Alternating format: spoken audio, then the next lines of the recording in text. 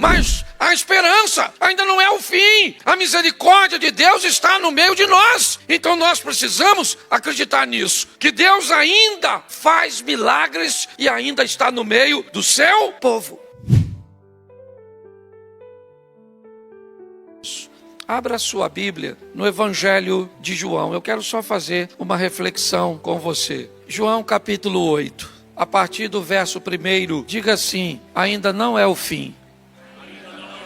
Jesus, porém, foi para o Monte das Oliveiras, e pela manhã cedo tornou para o templo, e todo o povo vinha ter com ele, e ele, assentando-se, os ensinava. E os escribas e fariseus trouxeram-lhe uma mulher apanhada em adultério, e pondo-a no meio, disseram-lhe: Mestre, essa mulher foi apanhada no próprio ato, adulterando. E na lei nos mandou Moisés que as tais sejam apedrejadas. Tu, pois, que dizes? Isto diziam eles, tentando para que tivessem do que o acusar. Mas Jesus, inclinando-se, escrevia com o dedo na terra. E como insistissem, perguntando-lhe, endireitou-se e disse-lhes: aquele que dentre vós está sem pecado, seja o primeiro que atire pedra contra ela. E tornando a inclinar-se, escrevia na terra. Quando ouviram isso, retarguidos da consciência, saíram um a um, a começar pelos mais velhos até os últimos. Ficou só Jesus e a mulher que estava no meio. Endireitando-se Jesus, e não vendo ninguém mais do que a mulher,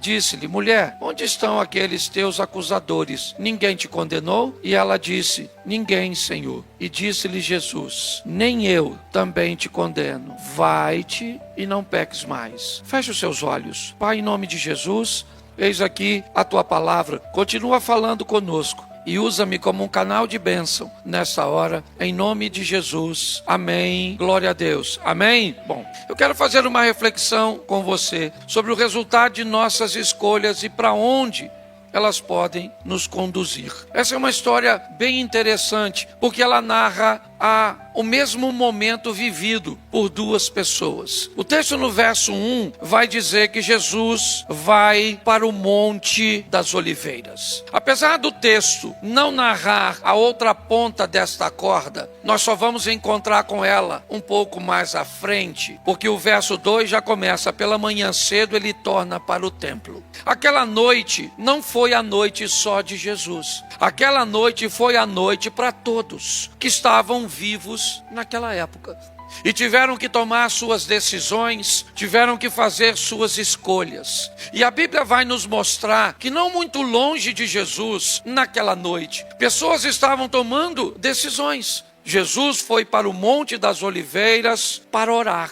Mas nem todos estavam em oração, nem todos estavam fazendo a mesma coisa que Jesus. O texto vai destacar uma mulher que resolveu tomar uma decisão que provavelmente, se ela for descoberta, vai ser a última noite ou o último dia de vida dela. O texto diz que uma mulher resolve manter mais um relacionamento extraconjugal, um adultério. Provavelmente ela é alguém que está envolvida com um homem que não é seu marido. Essa mulher sabe que isso é errado. Ela entende que o que ela está fazendo pode levá-la à morte. O motivo que a fez concretizar o ato, mesmo assim, eu não sei. Mas eu já posso chegar bem perto de uma resposta. Ela nunca foi pega. Ela foi alguém que conseguiu sucesso em todas as outras vezes. Provavelmente todas as outras vezes que ela conseguiu, nunca amanheceu. Pelo menos no que diz respeito a trazer luz para aquela situação. Todas as vezes que ela fez algo errado, que ela cometeu aquela infração, certo? Ela teve um desfecho favorável. Provavelmente, se tinha um coração bom, teve que se encontrar na manhã com o remorso. Aquele sentimento agudo que dói demais no começo, mas que praticamente desaparece depois, dando à pessoa, a possibilidade de repetir novamente o ato. Provavelmente ela não foi pega das outras vezes. E quando alguém não é pego uma vez, é normal que esse alguém se sinta confortável de repetir novamente o ato, sem ter a necessidade de corrigir sua rota. A noite que Jesus estava orando, ela estava tendo prazer com um homem. Não havia nada de errado nisso, se esse homem não fosse um homem que não era o marido dela.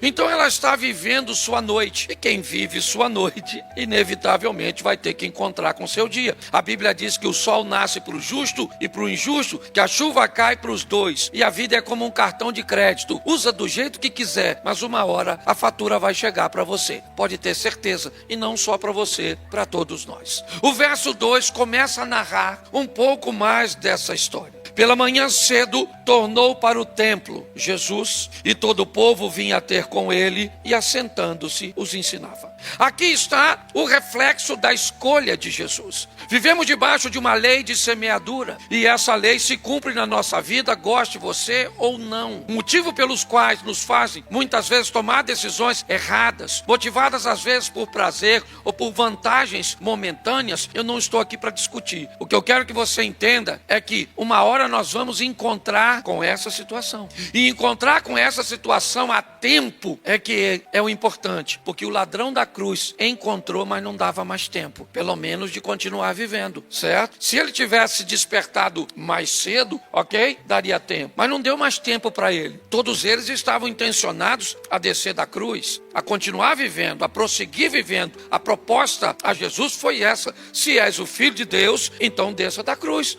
Salvou os outros e não pode salvar a si mesmo, né? Nos salve, nos tire daqui. Nós temos um ladrão que se perde e o outro que encontra Jesus, mas os dois acabaram morrendo. Ele não teve uma outra chance, porque algumas situações e avisos e maneira de Deus tentar falar comigo e com você diversas vezes, não tendo sucesso, porque nós não queremos muitas vezes ouvir ou mudar de postura. Por quê? Porque às vezes a vantagem que recebemos do fato, do ato, ela é tão boa no momento que às vezes nós não corrigimos a nossa rota. Nós já tivemos num culto nosso, durante um culto, alguém que foi questionado sobre a decisão de aceitar Jesus como sendo a última oportunidade dele, e mais ou menos 15 dias depois ele estava assassinado. Deus sempre vai procurar uma maneira mais agradável, certo? Mais respeitosa de corrigir a mim e a você, de criar um ambiente onde ele vai nos despertar para dizer a mim e a você: corrija. Para que a vergonha da sua família? Para que a vergonha dos seus negócios?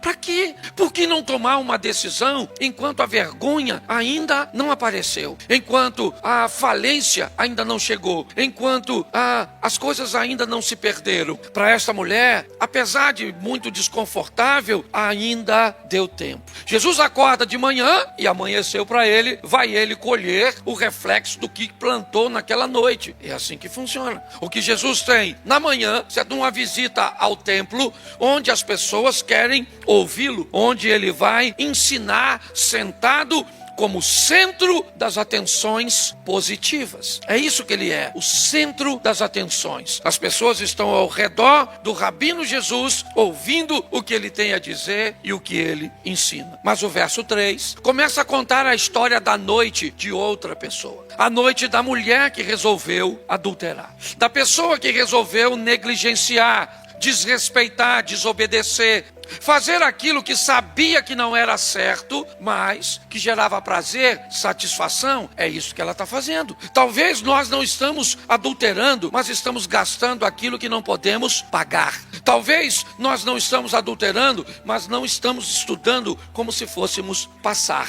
Talvez nós estamos tomando decisões cujas quais nós vamos ter que encontrar com elas lá na frente. Mesmo às vezes com a vida transformada. Há um tempo atrás eu estava chegando na igreja, e em frente aqui à igreja tinha uns rapazes. E dentre eles tinha um amigo de infância, um dos meus melhores amigos numa fase da minha vida. Depois nós nos distanciamos. O Beto está lá atrás, Beto vai lembrar. Beto estava ali, certo? Próximo. E quando eu cheguei, ele veio até a minha direção e ao entrar pelo portão da igreja, eu fui e disse para ele que lá fora estava um amigo meu. E aí ele me disse assim, não sei se vai lembrar, irmão: pastor, ele não estava falando coisa boa do senhor lá fora.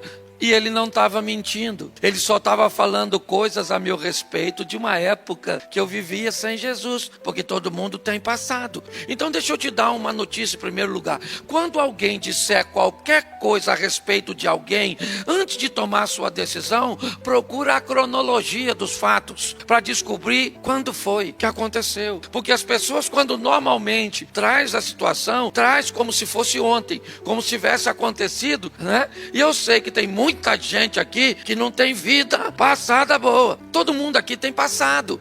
E essa é uma história que essa mulher é pega no próprio ato adulterando. Finalmente chegou a hora de pagar a conta. Finalmente, certo? Olha só, naquela noite pegaram a mulher. Na verdade, me parece que já estava amanhecendo. Quando pegaram a dona, finalmente chegou a hora, certo? Ela foi pega no próprio ato adulterando. Ou seja, deram nela um flagrante. Pegaram a dona.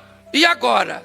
Agora vão colocar a moça em evidência, certo? Vão pegar essa mulher. Poderia pegar e só matá-la.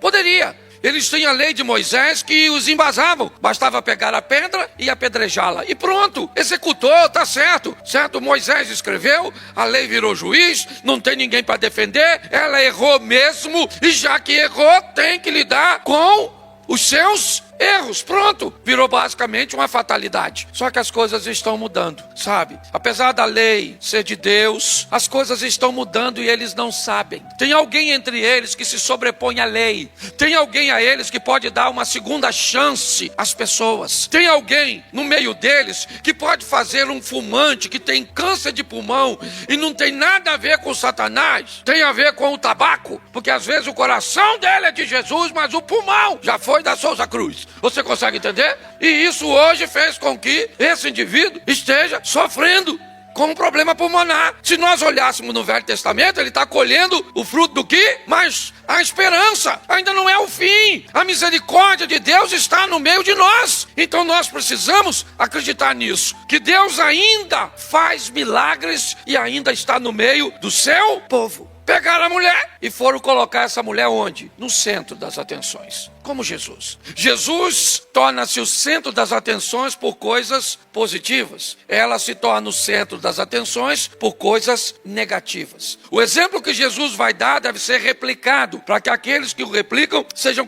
chamados de cristãos. O exemplo que essa mulher está dando deve ser evitado, certo? Porque o título que quem vai receber vai ter não lhe traz honra, não lhe traz dignidade. Então eles querem expor essa mulher, colocar essa mulher no meio, mostrar essa mulher para todo mundo. Isso por quê? Porque ela errou mesmo. Você está entendendo? Porque está aí o exemplo dela. Sabe o que ela está fazendo? Ela está fazendo o que nós não fazemos. Sabe o que os escribas e fariseus estão dizendo? Nós somos melhores do que ela. Parece que há um alívio quando alguém faz algo que nós não fazemos. Quando nós conseguimos, pelo menos por algum tempo, tirar a atenção de nós e colocarmos em outra pessoa. É isso que eles estão fazendo. Leva essa mulher para o templo. Uma mulher que provavelmente está basicamente seminua, já está envergonhada, triste, sabe que vai morrer, seus algozes já estão com as pedras na mão, é só apedrejá-la. Mas nenhuma desgraça é tão boa que não possa piorar, certo? Para que matar um se nós podemos matar dois? Para quê? Bom, já que as pessoas não gostam dos desobedientes, elas também não têm tendência a gostar de obediente, não. Já que algumas pessoas não gostam das pessoas que vivem no pecado, numa vida torta, elas também não gostam de alguém que vive uma vida santa e digna. Não basta matar a pecadora adúltera, por que não levar o santo Jesus também para o buraco junto? Porque parece que as pessoas não estão satisfeitas com nada.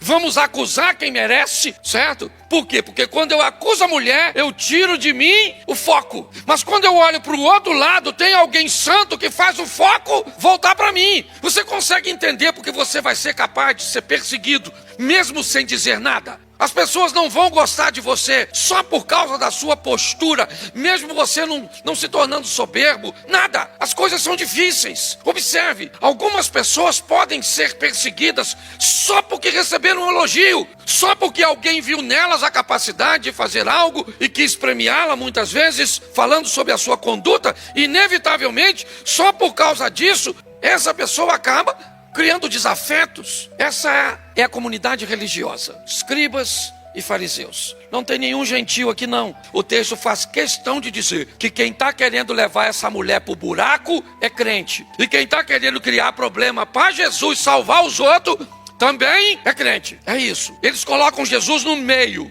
E o verso 5 diz: na lei nos mandou Moisés que as tais sejam apedrejadas. Está todo mundo escutando. Na lei nos mandou o Moisés que as tais sejam apedrejadas. E o Senhor? O que o Senhor fala da lei do Moisés? Contraria. Diga que nós não podemos apedrejá-la. Diga. E nós vamos acusar o Senhor de ir contra a lei de Moisés e vamos tacar pedra em você também. Vai lá. Diga, a mulher está no centro, perto de Jesus. A multidão que estava ouvindo Jesus agora, recebe a visita dos escribas e fariseus, que, diga-se de passagem, deveriam estar sentados bem pertinho de Jesus para ouvi-lo. Mas como eles não conseguiam estar perto de Jesus, porque a santidade de Jesus mostrava a vergonha deles, é melhor estar perto de alguém que vive pior do que eu, porque pelo menos eu não preciso me acusar, eu posso acusar a outra pessoa. Há uma coisa muito importante se você quer saber se quem reina na sua vida é Deus ou Satanás. Todas as vezes que os erros dos outros sobressaem aos seus olhos, chama a sua atenção, você está perto de Satanás. Pessoas que estão perto do diabo enxergam somente os erros. Pessoas que estão perto de Jesus conseguem enxergar virtudes em meio aos erros. Mas eles não estão assim. Eles querem criar um problema. E o verso 6 diz claramente isso. Isto diziam eles, tentando para que tivessem do que o acusar. Por quê? Porque não tem. Mas quer acusar Jesus para quê? Boa pergunta. Para quê? Não tem do que o acusar, mas vamos acusar. Você está entendendo? Por que você está ficando rico? Porque você está roubando. Por que você está prosperando? Porque você é desonesto. Porque se eu disser, não prosperando, que você prospera sem algo ilícito, é como se eu estivesse passando para mim uma incapacidade de alcançar. Então é muito mais fácil para as pessoas destruírem a reputação das outras do que criarem suas próprias reputações. Eles estão querendo levar Jesus sem razão, é verdade, tentando acusá-lo ou arrumando alguma coisa. Mas eu acho sensacional o que Jesus faz. O caso é sério, é um adultério, tem testemunhas. O caso é seríssimo e Jesus não dá nem bola. Jesus abaixa e deixa o pau quebrar lá em cima e está brincando. Algumas pessoas tentam dizer que ele estava escrevendo o pecado da mulher no chão com o dedo porque apaga. Nada disso. O que Jesus está querendo dizer é: eu não estou nem aí. Vamos embora, toca o barco. Vocês estão querendo fazer dela o centro das atenções, mas eu não estou. Eu não vou prestar atenção nisso. O que eles deveriam ter feito? Pare e pense. Para de conversar com Jesus, pega a mulher, vai embora e mata a mulher. Mas eles não estão satisfeitos com isso, não. Eles querem levar Jesus junto. Eles querem dizer: olha, nós precisamos matar ele também, precisamos fazer alguma coisa com esse indivíduo. Para ela, a gente já está resolvido. O caso dela já era. Ela já está morta. É só matar. O que nós precisamos agora é uma forma de levar esse indivíduo junto com ela. Mas ele não fala nada. Ele não está dando atenção para eles. Ele não está olhando para eles. Jesus não está nem aí para aquela situação. É como se ele dissesse assim: quer matá-la? Então pega a mulher, leva e mata. O Moisés não autorizou? Não é isso? Não é essa a cabeça de vocês, que uma pessoa quando erra não deve ter uma segunda chance? Porque eu aprendi alguma coisa ao longo da minha vida. Se alguém sempre foi sem vergonha, sempre foi sem vergonha, sempre foi sem vergonha, e se converte, sabe o que as pessoas falam? Fica de olho, hein? Fica de olho que isso não era mole não. Isso é lobo na pele do cordeiro. Tá aí na igreja, tá aí na igreja, tá aí na igreja. Fica de olho, hein? Mas se uma pessoa sempre foi gente boa, sempre foi gente boa, e um dia deslizou, sabe o que as pessoas falam? Nunca me enganou não, rapaz. Isso tinha alguma coisa por baixo dos panos assim que eu não me engano, certo? Pode notar. Por quê? Porque as pessoas gostam de ver os outros cair. Seja franco, a maioria de nós, até de fato, se você está na rua, alguém escorrega e cai, normalmente o que você faz? Você não morre. A nossa preocupação é tão grande com isso que nós já sabemos isso e está no nosso inconsciente. Você quer ver? Quando tu tropeça, já tropeçou? Qual é a primeira coisa que tu faz depois de tropeção? Me ajuda aí. Caçar se alguém viu. Porque se ninguém viu, certo? Tá tudo certo. Mas se alguém viu, é verdade. Nós paramos e olhamos para eles, Jesus não está nem aí, certo? Mas eles não vão se dar por vencido, por satisfeito, não. Eles vão dar um jeito de fazer com que Jesus também seja morto. Então o verso 6 o texto diz assim, verso 7, perdão. E como se insistisse, então como é que ficaram? Jesus, taca a pedra nela ou não taca? Taca ou não taca? Taca ou não taca? Taca ou não taca? Taca ou não taca, Jesus? Isso aqui é uma adúltera. Vamos tacar a pedra, todo mundo com a pedra na mão. Pedrada na dona. Jesus se endireita e vai dar atenção àquele caso. A mulher é o centro das atenções, sendo acusada por um bando de religiosos. Certo?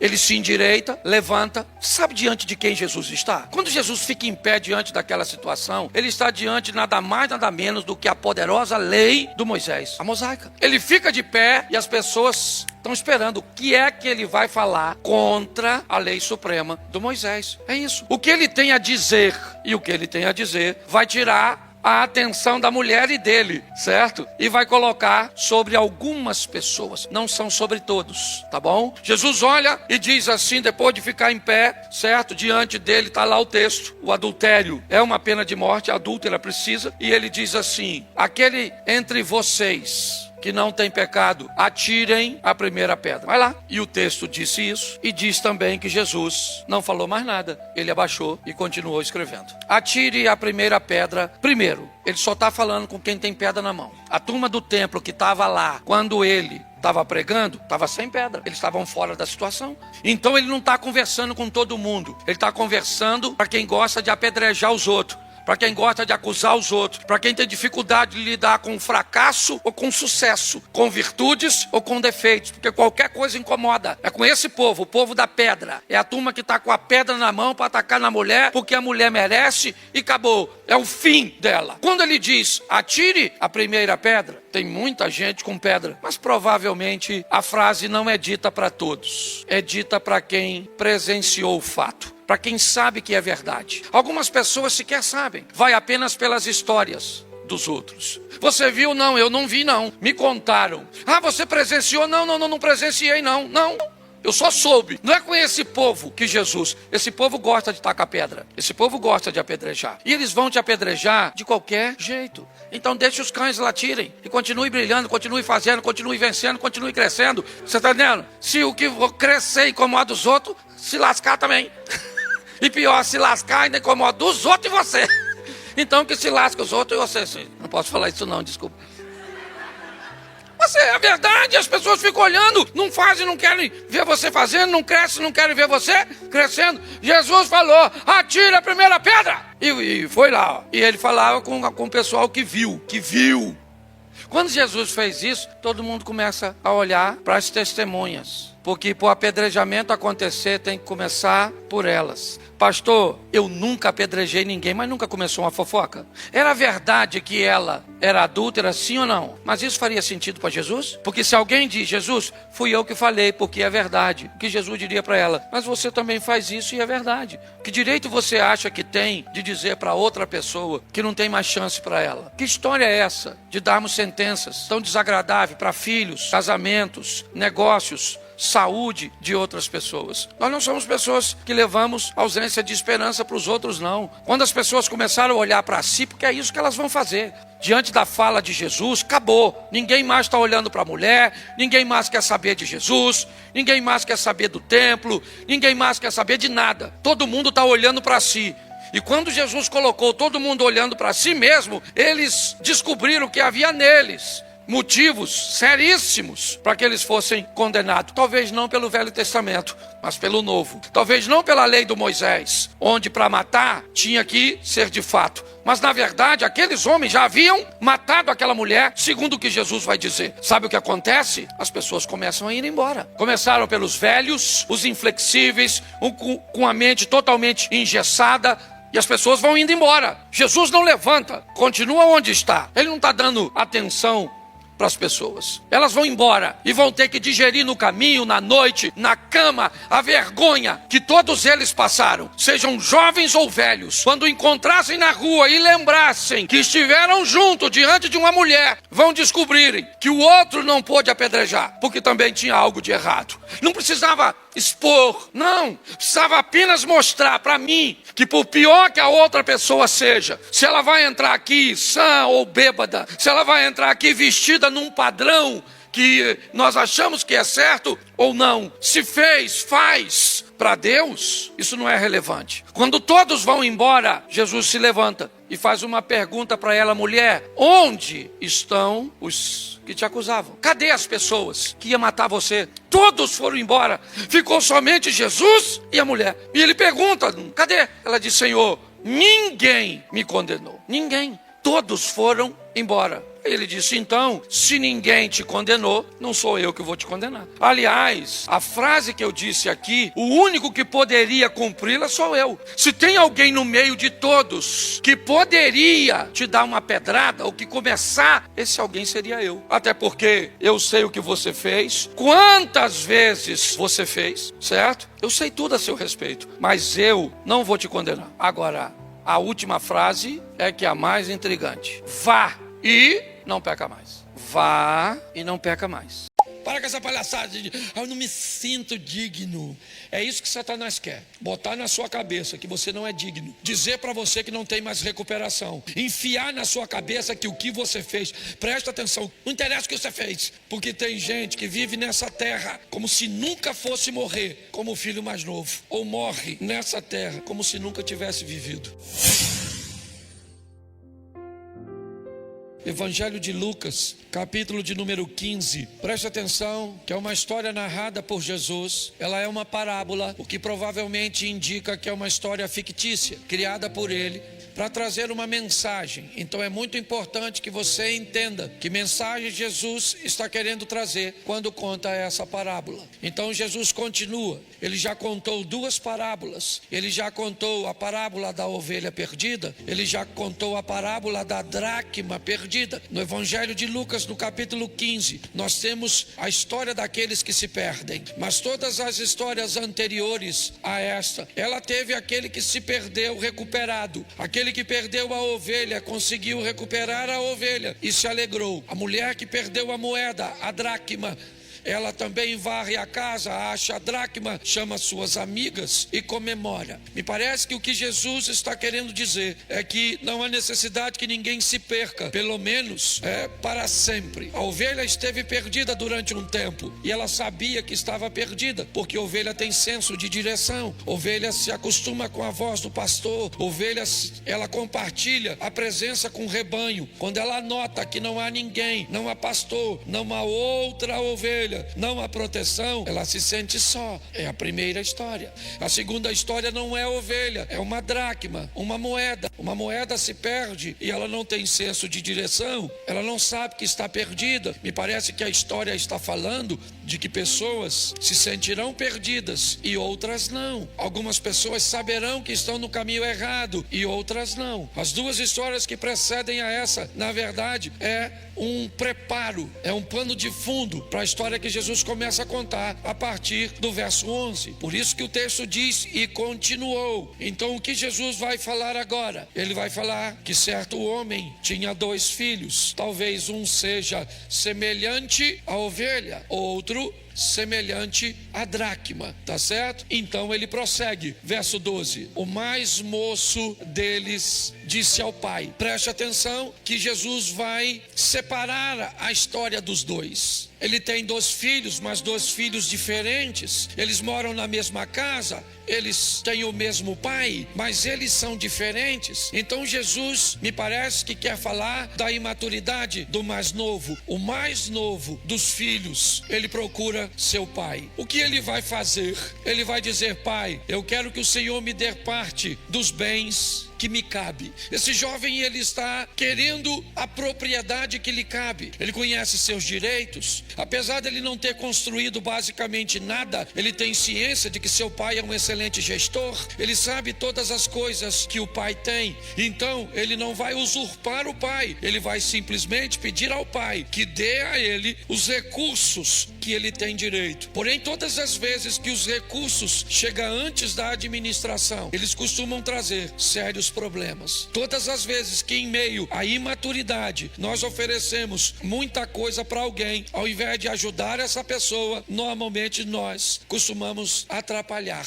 Esse jovem, ele está querendo os bens? Não. Tem alguma coisa que ele quer, que ele não ainda, ou ele ainda não revelou, mas ele chama o pai e disse: me dê a parte dos bens que me cabe. Ele quer apenas o que é direito dele. Você pode até dizer: mas pastor, ele não tinha nada, porque o pai estava vivo ainda. Então o pai que definisse. Jesus não questionou isso. Ele procura e diz: me dá parte dos bens que me cabe. É um moço, um jovem que quer isso. Mas preste atenção, porque o verso 12 diz algo que às vezes passa despercebido para algumas pessoas. Vamos lá? E o pai repartiu os bens entre, preste atenção, eu não sei se você repara, mas o filho mais velho acaba de receber a parte dos seus bens por causa da iniciativa do mais novo. O texto não diz que o pai dá ao mais novo a parte dele e que retém a do mais velho. O texto diz que o pai reparte entre os dois. Os dois agora têm direito aos seus bens e vão gerenciar esses bens totalmente diferente. Os dois estão ricos, são os dois. O pai dessa história, na verdade, é Deus. Ele tem 2 filhos e vai mapear o comportamento desses dois. O mais moço, na imaturidade, certo? Ele vai desejar obter. Você olha, o temperamento dele é diferente. Ele é aquele que vai em cima do pai, ele diz para o pai: é meu e eu quero. O mais velho não, ele recebe por causa da iniciativa do mais novo. Mas tem algo interessante no verso 13. Passado não muitos dias, o filho mais moço revela o que ele quer. O filho mais moço não queria dinheiro, ele não queria seus bens. O que ele queria é ver o que estava acontecendo lá fora. Tem um mundo fora da casa do pai, coisas acontecem lá fora. Me parece que esse rapaz mais novo, ele tem notícia das festas, ele tem notícia dos fatos, ele é alguém bem informado. Então, apesar de já ter o que aparentemente ele queria, na verdade ele não quer aquilo. Mas como ele planeja ir para um lugar que só valoriza aquilo, sem aquilo ele não é nada. Ele quer os bens para sair da casa do pai, porque na casa do pai ele não precisa dos bens, tudo é dele. Então por que ele não vai sem os bens? Porque para onde ele planeja ir, vão avaliá-lo por seu camelo, vão avaliá-lo pela sua túnica, vão avaliá-lo pelos recursos que ele tem. Na maioria dos ambientes, as pessoas são tratadas como especiais pelo que elas têm. Que carro você anda? Qual é a marca que você veste? Posso olhar seu relógio? Porque preste atenção, quando o ambiente que você está inserido te trata como especial pelo que você tem, significa que você não é especial. Especial é o que você tem. Basta que você não tenha mais, que não há nada de especial em você. Se você, para se sentir especial, você tem que ter alguma coisa, significa que você não é especial. Especial é o que você tem. Essa é a grande verdade. Esse menino precisa de dinheiro, sim, ele precisa dos bens, porque ele quer ir embora da casa do pai. E é isso que ele faz. Ajuntando tudo que era seu, partiu para uma terra distante. Ele quer um distanciamento da casa do pai, sim, do poder do pai, da opressão do pai, porque é assim que muitos veem os limites que o pai estabelece. Não é de hoje que nós estamos vivendo num contexto onde remover, certo, a autoridade é algo que está sendo implantado na cabeça de uma geração. O que é que estabelece limite? Professores, vamos tirar a autoridade deles. O que é que estabelece limite? São policiais, eles vão fazer, certo, algumas apresentações no ambiente de mídia, onde comparam um bandido e um policial ferido e vão perguntar à sociedade quem deve ser socorrido primeiro, e a grande maioria vai votar no meliante, ao invés. Há um ambiente, a desconstrução da autoridade dos pais, pastores, professores, policiais e qualquer outra instituição que pregue, que divulgue qualquer tipo de limites. Esse mundo, ele não é novo, é para ele que aquele rapaz quer ir. Uma terra distante, longe dos valores do pai, longe do amor ao próximo. O distanciamento aqui, gente, ali Jesus diz uma terra distante, mas na verdade são valores distantes. É um distanciamento daquilo que Deus criou como ordem, como ética, como moral.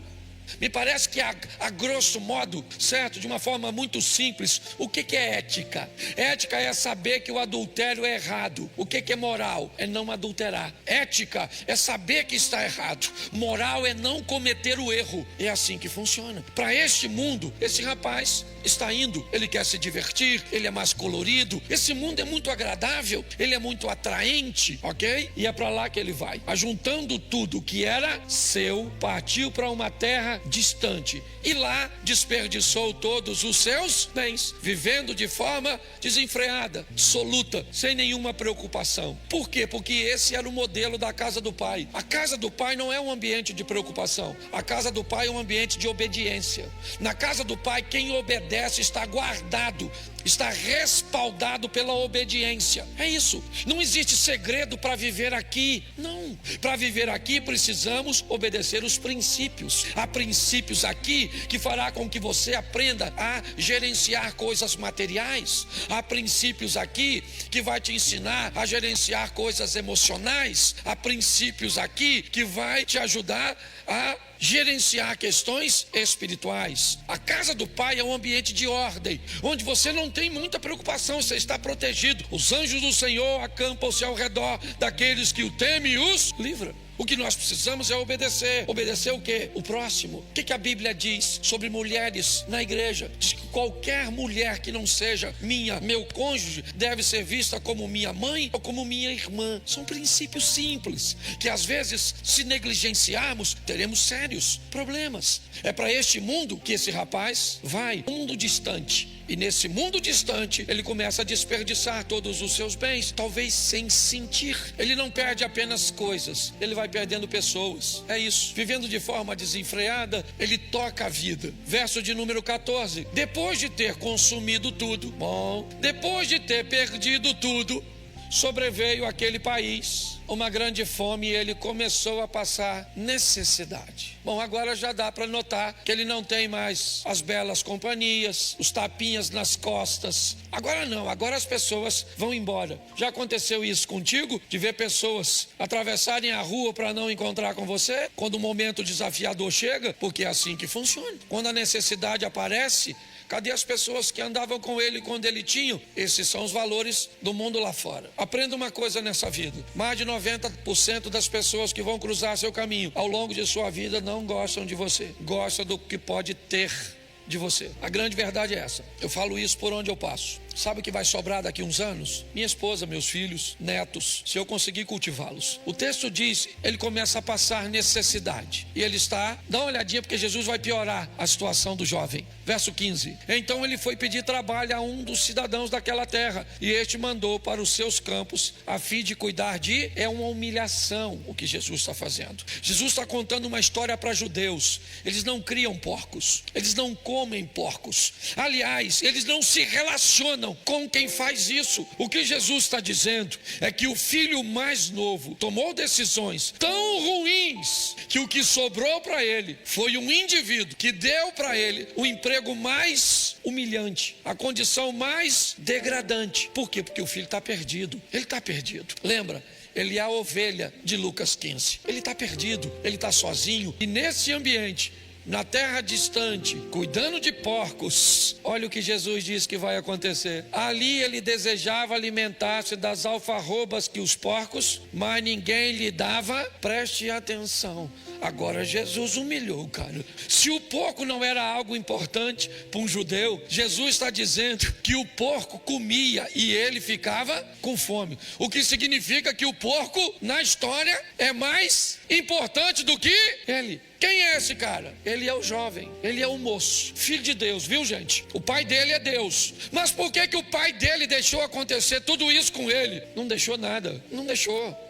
Você quer saber por que Deus deixou você casar com esse homem? Você quer saber por que Deus deixou você casar com essa mulher? São essas suas perguntas de verdade? Você quer saber onde Deus estava quando você se casou? Você quer saber onde Deus estava quando você entrou nessa sociedade? É isso? Eu vou falar para você, Ele estava onde sempre esteve, no controle de todas as coisas e te sinalizando, porque a maioria de nós entramos num buraco que sabíamos que estávamos entrando. Talvez por haver muitos recursos na época, nós não conseguíamos ver, certo? É simples. Dependendo do que esteja na sua mente, dependendo do seu nível de desejo naquele momento, de emoção naquele momento, ele pode encobrir coisas que sempre estiveram ali, mas você não teve o cuidado. Ao invés de entrar na água com um pouco mais de cuidado, buscar, mesmo que não estivesse vendo, buscar uma maneira de tatear para ver se não havia um obstáculo, uma pedra que, se você mergulhasse de cabeça, poderia quebrar seu pescoço. Mergulhe de cabeça na igreja, sem conhecer pessoas, e já já você está desviado. Mergulhe de cabeça em amizades e confie em pessoas sem observar, e já já você não quer mais amigos. Faça sem ter o cuidado, para você ver. Todas as vezes que os recursos são muitos, ele sobrepõe os defeitos, as crises. É mais ou menos assim. É nesse ambiente que ele perde tudo. Ele é filho de Deus, ele já esteve na casa, nos valores, nos princípios, mas agora ele está no fundo do poço. Mas no fundo do poço, verso 17, então caindo em si. Psicólogos dizem, e profissionais da área emocional dizem que a maior queda que um ser humano pode ter é em si mesmo. Por quê? Porque a percepção precede a mudança. Você nunca vai mudar se você não perceber que precisa de mudança. E quando você percebe que precisa de mudança, você vai encarar duas fases. Primeiro, a fase da desculpa. Quando você sente que precisa mudar, você olhou para si mesmo e descobriu, certo? Que tem algumas coisas em você que precisa mudar. Então, você pode criar uma desculpa para não mudar. O que era uma desculpa? Presta atenção. Quando eu vou descobrir, eu estou tirando de cima. É mais ou menos assim. Quando eu me desculpo, é como se eu estivesse buscando alguma coisa para cobrir algo que eu não quero ver. Às vezes sou até capaz de ver. Às vezes você está dirigindo e alguém entra no seu retrovisor num ponto cego. O que é um ponto cego? É um ponto no seu retrovisor cujo qual, mesmo que você esteja olhando, ele não é capaz de alcançar. Hoje muita gente tem coisas visíveis e que são colocadas propositalmente num ambiente invisível porque não querem ver. Quando você percebe, ou você se desculpa ou assume responsabilidades. É assim, quebrou, quebrei. Quem colocou? Não interessa. Por que quebrou? Eu passei e esbarrei. Mas você é culpado? Não, eu sou responsável. Quem quebrou fui eu. É tão difícil fazer isso para algumas pessoas que elas são capazes às vezes de quebrar e de botar direitinho e sair fora, porque não querem assumir responsabilidade. Isso aí, tá lá, ó, caindo em si, olhou para si mesmo e disse: fiz besteira. Olhou para si mesmo, e o pai está onde? Onde sempre esteve. A casa do pai está legal, o pai está feliz, o pai está em ordem, está tudo direitinho na casa do pai. Eu preciso que você entenda isso. Quando você sai da ordem da casa do pai, do caminho do pai, ele continua em ordem. Você que se desvia. Ele agora cai em si e começa a olhar para si mesmo. E ele diz: quantos trabalhadores de meu pai têm pão com fartura? Eu aqui estou morrendo de fome. Ele percebeu que fez alguma coisa errada. É uma excelente oportunidade para Satanás trazer agora uma depressão, agora um sentimento de culpa tão grande que, como Judas, vai tirar a vida. Como Saul. Pare e pense. Nesse ambiente agora, ele começa a olhar para a casa do pai e ele diz: quantos trabalhadores na casa do meu pai tem pão com fartura? E eu aqui estou morrendo de... Verso 18: vou me arrumar, voltar para o meu e lhe dizer o que? Pai, pequei contra e diante do... Verso 19: já não sou digno de ser chamado teu, trate-me como um dos teus trabalhadores. E caiu em si, resolveu reposicionar. A história está garantida: ovelha resgatada, dracma resgatada, o filho também vai ser resgatado. Sim ou não? Ele simplesmente se perdeu. Foi um ambiente temporário, uma falta de lucidez. Então ele agora vai para o pai dizer que ele cometeu erros. E quando ele vai para o pai, verso 20: e arrumando-se, foi para o seu, e vinha ele ainda... Ele estava distante, mas o texto sugere que tinha alguém que estava olhando para o distante, aguardando alguém vir. Quem era esse? O pai. O pai está distante, esperando. Meu filho vai voltar. Mas se ele voltar sem grana, não tem problema para mim. Se ele voltar ferido, não tem problema. E se ela voltar grávida, não tem problema para mim. Se ele voltar falido, e se ele voltar doente, não tem problema. O pai não tem problema. O pai está olhando, aguardando pessoas voltarem. E é isso. Quando o pai o avistou, ele é o pai, entende muito. Ele sabe que a distância entre o filho e ele é muito longa. As pernas para alguém pedir perdão fica pesada. Para aquele que vai pedir perdão, por isso o texto diz que quando o avistou, se compadeceu dele. Sabe que quem está vindo não é fácil para quem está vindo. Então o pai fez o que o filho não conseguia fazer, correndo. Quando seu pai o avistou, compadecido dele, correndo. O pai é que vai na direção do filho. Ele vê que está difícil do filho vir, então ele vai até o filho, abraça o filho, beija o filho e começa a mandar uma mensagem para o filho. Não interessa o que você fez, você é meu filho. Mas preste atenção. Quem foi que foi buscar a ovelha perdida? O pastor. Quem foi que foi procurar a dracma perdida? A mulher. Quem foi que foi procurar o filho perdido? O pai? Não. O filho é que descobriu que precisava voltar. É o filho que descobriu que precisava voltar. É o filho que decide voltar. Presta atenção, eu não estou falando aqui daqueles que se convertem pela primeira vez. É um retorno, os dois já eram filhos, moravam na casa do pai. O filho olhou e disse: na casa do meu pai tem pão com fartura, eu aqui morro de fome, levantar-me-ei, irei ter com meu pai, lhe direi: pai, pequei contra o céu e diante de ti já não sou digno de ser chamado teu filho. Aí ele levanta-se, vai até o seu pai então, vendo de longe, corre, compadece dele, correndo, o abraçou e o beijou e já foi logo dizendo: vamos lá.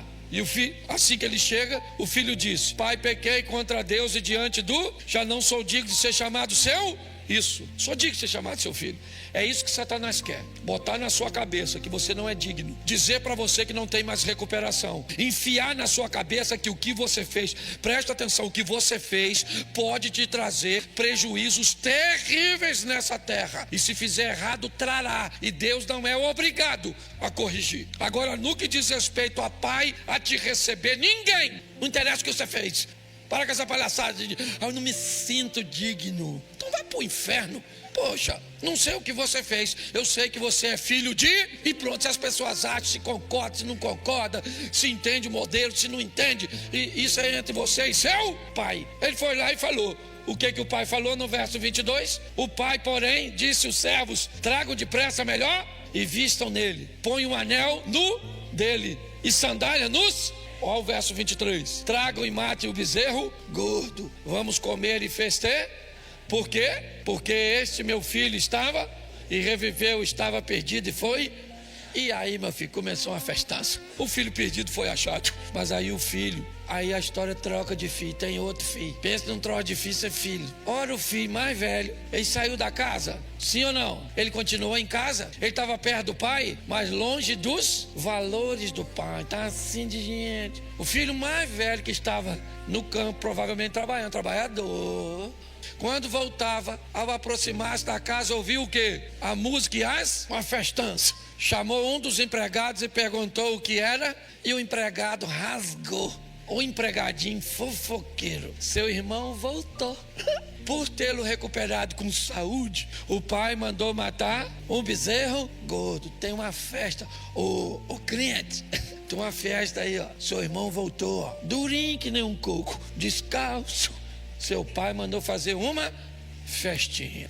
Olha o filho dentro de casa. O filho mais velho se indignou e não queria entrar na festa do mais novo. Falou: não vou entrar não, certo? Não gostei dessa festa. Bom, a história dele também não é muito boa. O filho mais novo, ele é impulsivo, ele é imaturo. O filho mais velho é inflexível, ele é religioso, ele é duro. Ele olha para o irmão, certo? Ou para a situação que o irmão está vivendo lá dentro. E o irmão foi alguém que aproveitou a vida de forma errada, sim, aprendeu com seus erros, mas voltou para a casa do pai. Mas o mais velho, ele diz: eu não entro. Então o pai saiu. O pai saiu para buscar o primeiro, se compadeceu dele, correndo, o beijou. Mas esse não precisa de beijo. O modelo com esse é diferente. Então, saindo, o pai procurava convencê-lo a entrar. Olha só, o pai começa a ir lá fora e tentar convencer o filho mais velho a entender a imaturidade do mais novo. Ele está de volta. Verso 29. Mas ele respondeu ao seu pai: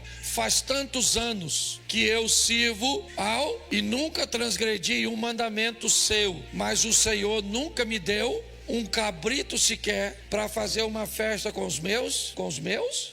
Lembra do verso 11? E o pai repartiu entre eles. No verso 11, o filho mais velho recebe também seus direitos. O mais novo joga tudo fora e o mais velho nunca utilizou, nunca. Aprisionado num ambiente, ele nunca utilizou. O pai vai falar isso com ele. Ele diz: olha, eu estou aqui, esse teu filho foi embora, gastou tudo, o senhor pega um bezerro gordo e dá para ele, mas o senhor nunca me deu nada. Porque tem gente que vive nessa terra como se nunca fosse morrer, como o filho mais novo. Ou então vive nessa terra, ou morre nessa terra, como se nunca tivesse vivido. Tem gente que leva a vida como se nunca fosse morrer. Ele não pensa em nada, é um inconsequente. Já tem outros que morrem como se nunca tivesse vivido. Não deixou um filho, não deixou um legado, não deixou uma história, não deixou nada. E a história dos dois: nunca me deu um cabrito sequer para fazer uma festa com os meus amigos. Aí o pai: vamos lá. Mas quando veio esse seu, ele nem chama de irmão. Seu ódio é tão grande pelo garoto, que teve coragem de fazer o que ele nunca fez, de ir onde ele nunca foi, de sofrer o que ele nunca sofreu. É assim. A vida é desse jeito. Tem gente que vai quebrar a cara, mas viveu, sofreu, aprendeu, casou, divorciou, faliu. É assim que funciona, mas aprendeu. Tem outros que nunca teve a coragem de viver. Beleza, desde que você entenda seu modelo. Ele disse: veio esse seu filho que sumiu com os bens do Senhor, e o Senhor mandou matar o bezerro gordo para ele. O que o filho está dizendo é uma injustiça. O senhor premiá-lo e eu nunca ganhei nada. Ah, é? É isso? É o que ele está dizendo. Ele foi lá, viveu tudo isso e eu nunca vivi nada. Verso 31. Então o pai lhe respondeu: meu filho, você está sempre comigo e tudo que eu tenho é... E se você não usou, o problema é de quem? Seu. Essa é uma história de extremidades. O que a Bíblia está querendo dizer é: meu filho, viva com equilíbrio aqui dentro, não precisa ir lá fora. Meu filho, tira essa religiosidade de você. Eles não fizeram por mal não, sabe? Lembra de seu pai? Meu filho não vai lá fora, meu filho não vai lá fora, meu filho não vai lá fora, meu filho não vai lá fora, porque o velho do saco está lá. Lá está o boi da cara preta. Porque se eu não consigo manter você aqui dentro, eu crio um perigo lá fora para manter você aqui. Não é assim que funciona. O pai falou: tudo que eu tenho é seu. Se você não usa, o problema é seu. Entendeu, crente? Se você não sabe usar a liberdade que Deus te deu, isso não é problema meu, entendeu? Estou cansado de falar isso. Aprenda a ser crente. Eu não vou ficar lá: ai, cadê ele? Nossa. É porque o cara vai tomar um vinho, sabe o que ele faz? Ele vai tomar uma taça de vinho com a mulher dele, numa cantina italiana, tá? Eu tô lá? Não. É pecado ele tomar uma taça de vinho? Fala pra mim se é agora, que agora eu comecei a falar, eu termino. Eu já tô acabando, tá? Claro que não! Então eu não vou cercear pensamento de ninguém, meu irmão. Aprenda a ser marido, aprenda a ser mulher, aprenda a ser filho, aprenda a respeitar as pessoas, aprenda a viver com Deus. Feche seus olhos. Pai, muito obrigado porque dá para falar a verdade com respeito, dá para falar a verdade com amor, dá para falar a verdade sem tirar a dignidade de ninguém. Toma cada um de nós, Senhor. Costumamos às vezes ressaltar o defeito dos outros para que ele encubra o nosso. Ajuda-nos, ó Deus, a vivermos dentro dos teus princípios. Somos filhos, às vezes perdidos fora de casa, às vezes perdidos dentro de casa, mas somos teus. Ensina-nos a não jogar fora tudo aquilo que o Senhor nos deu, mas ensina-nos a fazermos uso de forma equilibrada daquilo que o Senhor nos concedeu. Leva-nos aos nossos lares, às nossas famílias, para vivermos de forma extraordinária. Que tenhamos uma semana, Senhor, de boas notícias, uma semana de bons negócios, uma semana onde veremos a Tua mão agindo em nosso favor. Que o grande amor de Deus, nosso Pai, a graça de nosso Senhor e Salvador Jesus Cristo e as doces consolações do Santo Espírito de Deus seja para com todo o povo do Senhor, e todos digam